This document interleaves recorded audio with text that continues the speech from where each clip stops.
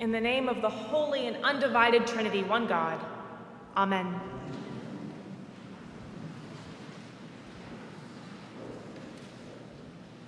We find ourselves here together on Good Friday in the exact middle of the Triduum.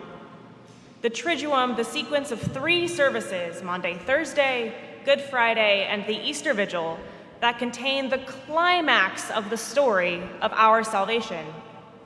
Moment by moment, we trace Jesus' last meal, his final pleas to his beloved friends and to us to love and serve each other. We follow his betrayal, the abandonment of Jesus by his friends, his questioning, torture, and death, the silence of the tomb, before Sunday morning when the dawn finally breaks through the gloom. And it's only in hearing the whole story and remembering the suffering and the despair that joy and hope find their real impact on Sunday. It's why the Triduum has always been so important to me. I grew up going every year to these 3 services. Often we'd attend Sunday morning instead of Saturday night, but we didn't miss Maundy, Thursday, or Good Friday. Even in college, when I wasn't regularly attending Sundays, I made sure to be at Holy Week services. It's this week, this pattern, this rhythm of these 3 days that forms the beating heart of my faith. I do not know what Easter is unless I have Maundy, Thursday, and Good Friday. I don't know who I am as a Christian without Maundy, Thursday, and Good Friday. So being in COVID lockdown, Holy Week of 2020 was very difficult for me. I didn't know how to cope with not physically following the story in the way that I was so used to. No foot washing, no Eucharist, no vigil in the garden, no veneration of the cross. I felt totally unmoored. I was so desperate to find ways to mark the Triduum, to have that story sink in the way it usually does, that I ended up in less than 48 hours, from Thursday evening to Saturday, watching The Prince of Egypt, which is the story of the Passover, and 3, count them, 3 different versions of Jesus Christ Superstar.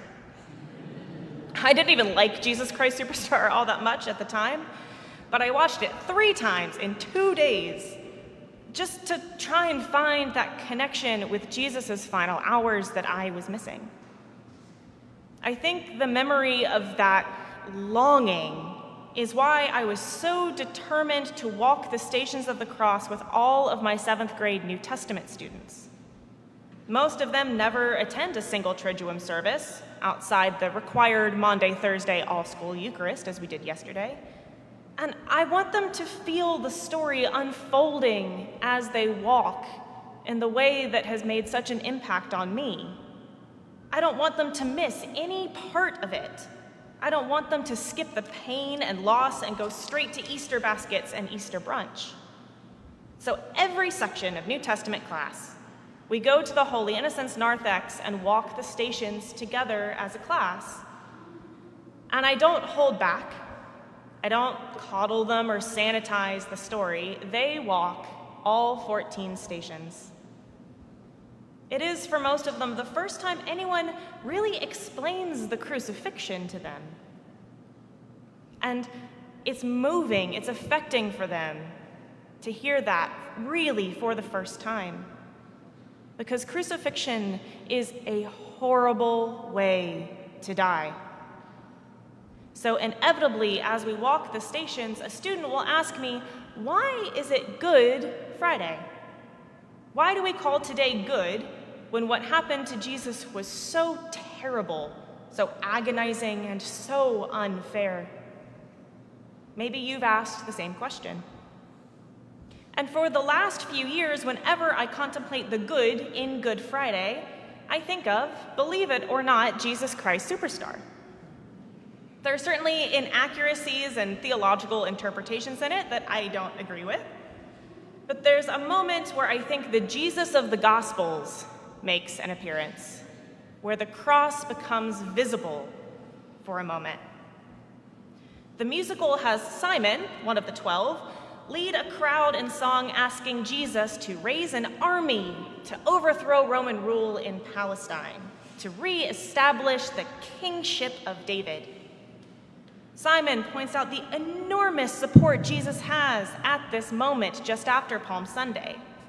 50,000 people, he sings. 50,000 totally devoted to Jesus, right there listening to his every word, willing to follow where he leads.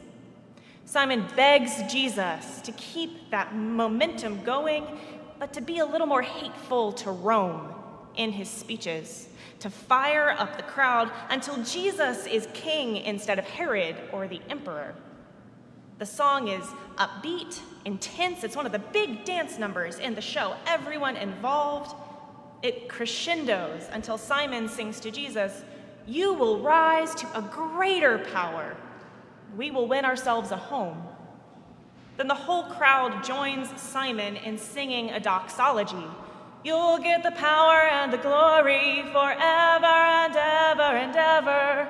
You'll get the power and the glory forever and ever and ever." And it goes on, repeating, getting louder, the energy increasing. "You'll get the power and the glory," until a final, impossibly long amen, and silence. The crowd stops dancing as the song ends, frozen in their final poses. You can see them breathing heavily, waiting for Jesus' response.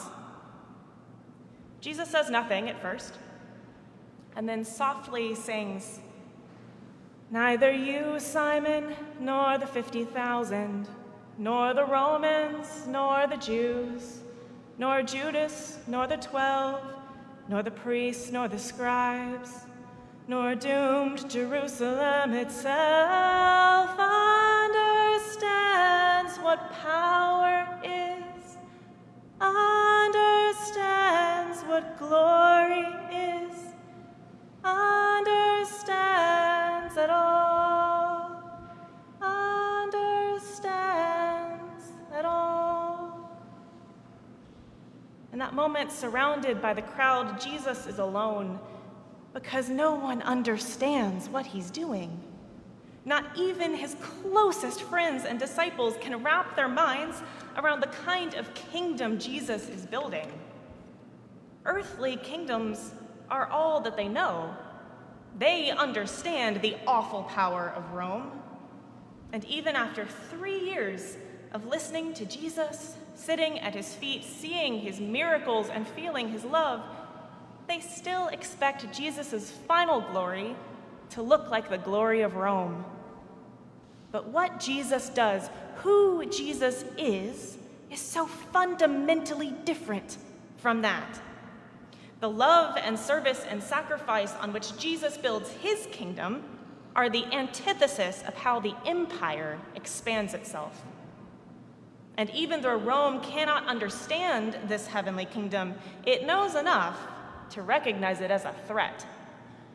If there is an alternative to violence and control, then violence and control lose their power. Then Rome loses its power. And that's not an option. So earthly power, empire, responds how it always does.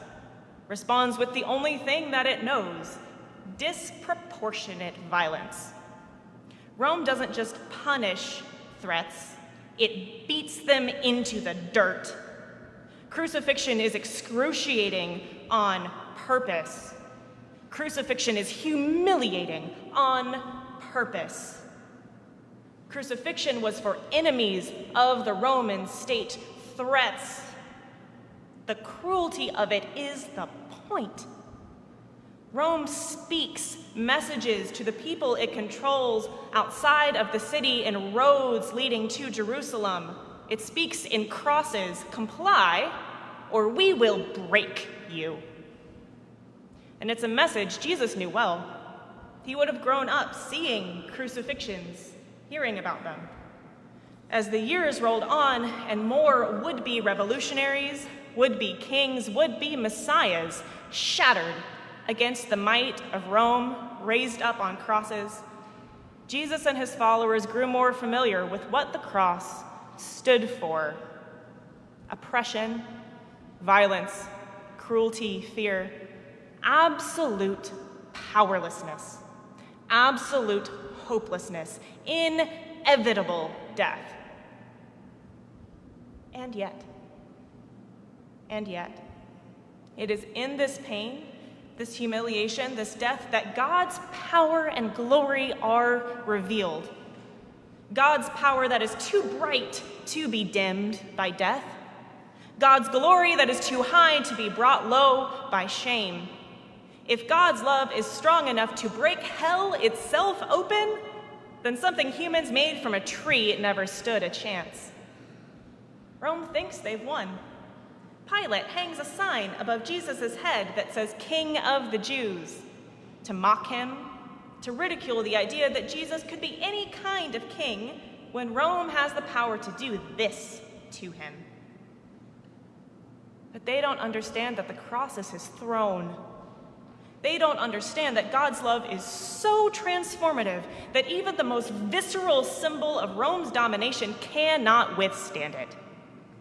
2,000 years later, Rome is dead. Dust. Anyone on earth now who sees a cross doesn't think of Rome, of Caesar. They don't think of the power, the glory, the inevitability of Rome. Anyone on earth who sees a cross now thinks immediately of the power and glory of Jesus Christ. We fill our churches with crosses. We wear them around our necks because they are for us a symbol of victory. The cross is God's glory and our salvation. The cross reveals violence for the weakness that it truly is. The cross reveals not the fear the Romans wanted, but the love that God insists upon. The cross, designed to make a mockery of Jesus, instead makes a mockery of empire and violence.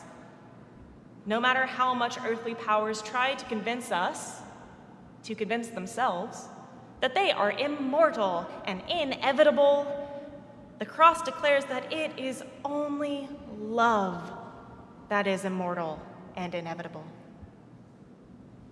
It's all too tempting, though, to give in to the way earthly power works. Not just for our own benefit, but in the face of the world's pain. I see the news and I am tired and sad and trying to resist a creeping hopelessness that the hatred will never stop. That the suffering, the grief, the violence, the oppression will swallow me whole, swallow the world whole.